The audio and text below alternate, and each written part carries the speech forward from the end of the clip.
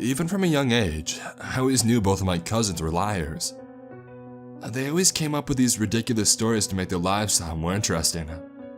It was harmless stuff, you know, like how their absentee father was actually rich and buying them Disney World, or how they had long-distance boyfriends who were totally real and super mature and had mustaches and everything, or even how they'd spotted a celebrity at the supermarket and were now best friends. Their proof was unconvincing. Trinkets they'd allegedly received as gifts, handwritten letters, and even magazine cutouts to try to pass off as photos they'd taken. That's why when they moved to the next town over and claimed their new basement was haunted, I took it with a grain of salt. As it turns out, I should have used that metaphorical salt and put it around myself in a protective circle, because a few weeks after they had settled in, my sister and I were invited over for a sleepover, and I got to see their basement for myself. I was expecting to find proof that my cousins were lying again, but as you can deduct from the fact that I'm posting about it here, my investigation didn't go quite as planned. The night it happened, I was about 10 years old, and not the youngest girl in the quartet.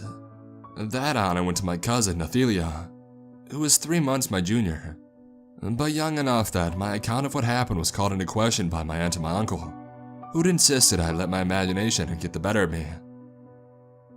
While I never spoke of it again to my family, I maintain still to this day over 20 years later that it was all real. But enough setting up. Here's my story. You can judge for yourself.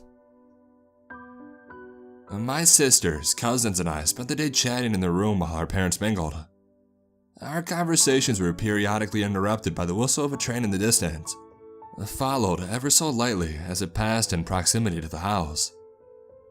Once in a while, one of my cousins would mention the haunted basement, but rather than quench my curiosity, they insisted that we wait until nightfall before going down to see it for the first time.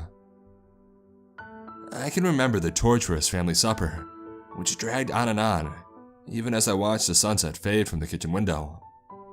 And then, there were the dishes. And after that, the long goodbyes as my parents left us for the night, with assurances that they'd be back in the morning to pick us up. Yes, night Mom, night Dad, I love you too. Please leave, I have a haunted basement to explore. Finally, it was time. My sister grabbed the Ouija board we had brought and we headed downstairs, with a stern warning from my aunt not to enter the third basement, whatever that meant. Allow me to set the scene, because the layout of their basement was pretty odd, and I've never seen anything like it since. The stairs led down into a large room, which felt much smaller from all the junk piled into it. It was packed floor to ceiling, with only a small carpeted area with a couch in the middle for us to sit on. There was a door that opened to a second room, and since there was one step down to the second room, we called it a second basement. Clever, I know. This one was emptier with nothing but the washer and the dryer on the far end. The room was maybe half the size of the first basement, but there was much more space to move around in. Then there was the door to the third basement. It was really more of a window carved straight into the drywall on the side of the stairs. In hindsight, I realized this must have been some sort of storage space under the stairs rather than an actual room. But since there was no light and it was packed full of miscellaneous items, and since my aunt herself referred to it as the third basement, I assumed it was more than that.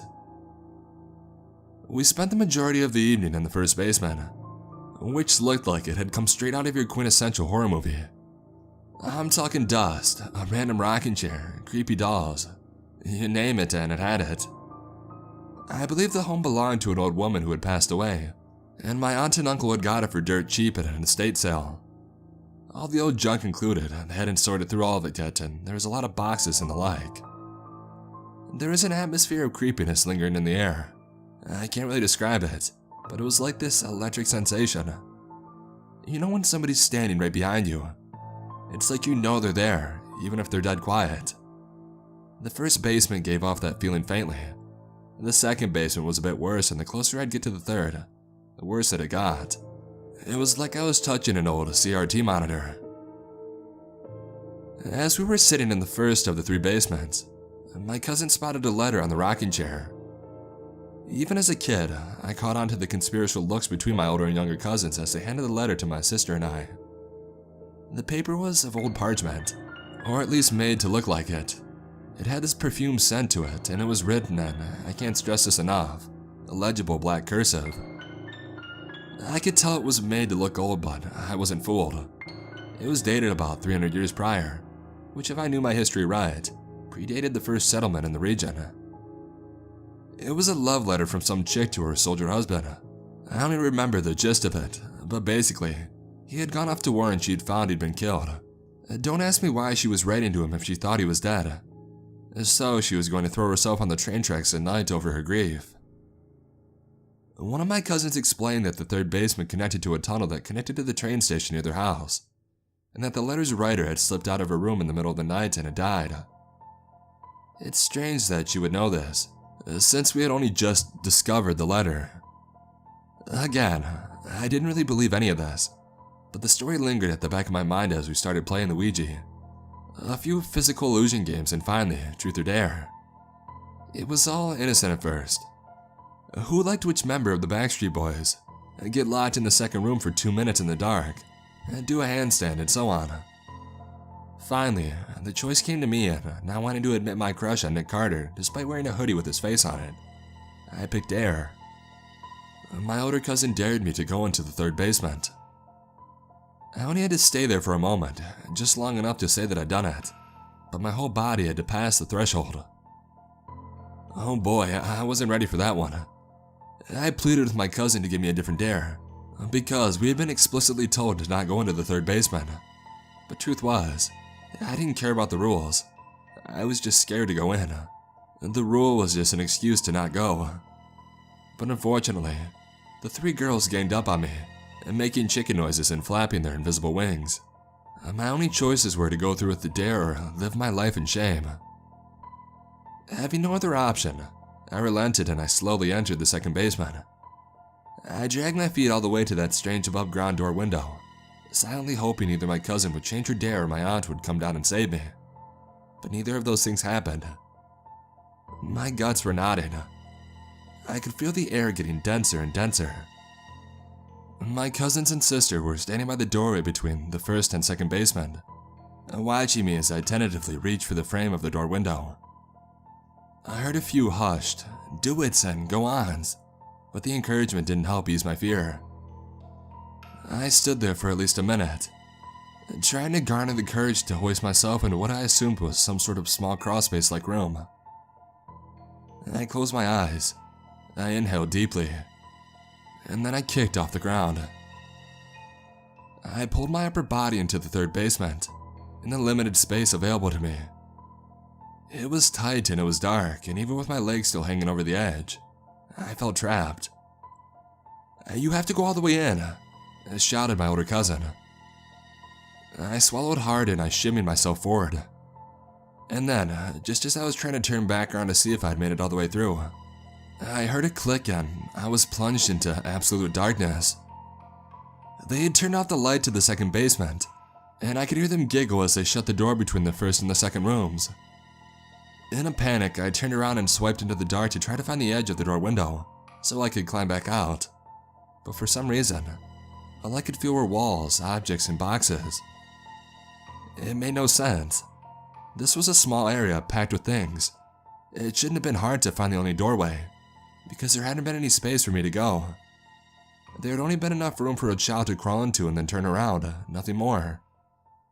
It was boxes on the left, boxes on the right, and a wall straight ahead. And yet there I was, scuttling along like a soldier crawling through the trenches, but somehow traveling some distance in a room that didn't even have the space to crawl. And then I worried there was any truth to my cousin's story about the house being connected to the train station. What if I wasn't even in the house anymore?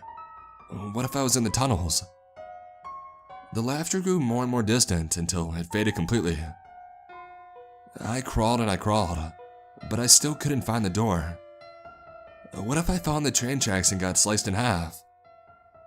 I reached a junction, which at first I mistook for the door window. Relieved, I reached my hand down expecting to meet the thin air, but instead hit cold, solid concrete. I desperately pawed around trying to get the lay of the land. There was a solid wall in front of me, and corridors on either side. wherever they led, I reasoned it wasn't back to the door window.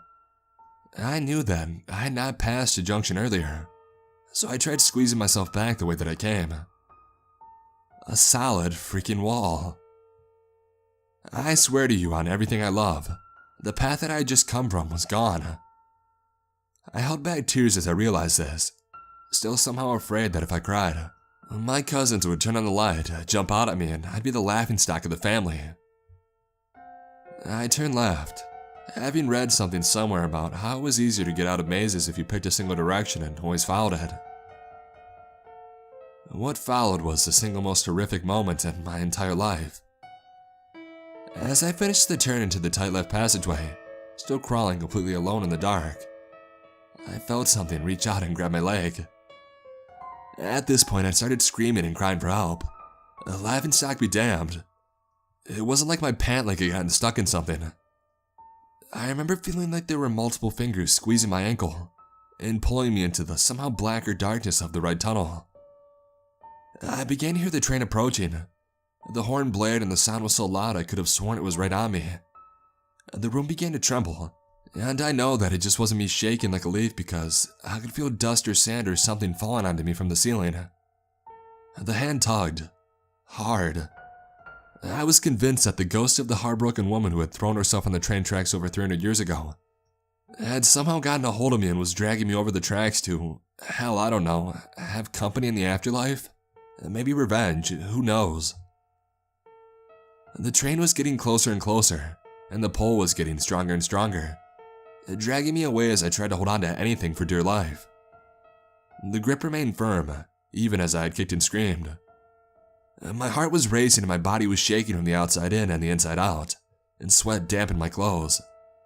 I was convinced that I was going to die. And then I saw a light at the end of the tunnel. Or should I say, a light coming from the second basement. All of a sudden, the shaking stopped. The grip around my ankle loosened and I felt another grip, this time around my arm. It was my aunt and she had latched onto me. She dragged me out of the third basement, looking damn upset. As she pulled, I felt unseen fingers crashing over the heels of my feet and tickling me as they tried weakly to hold onto the arch of my foot before they released me fully. As soon as I was back on solid ground, I turned around and I looked at the third basement, but all I could see were the boxes on the left, and the boxes on the right and the blank, concrete wall in the far back.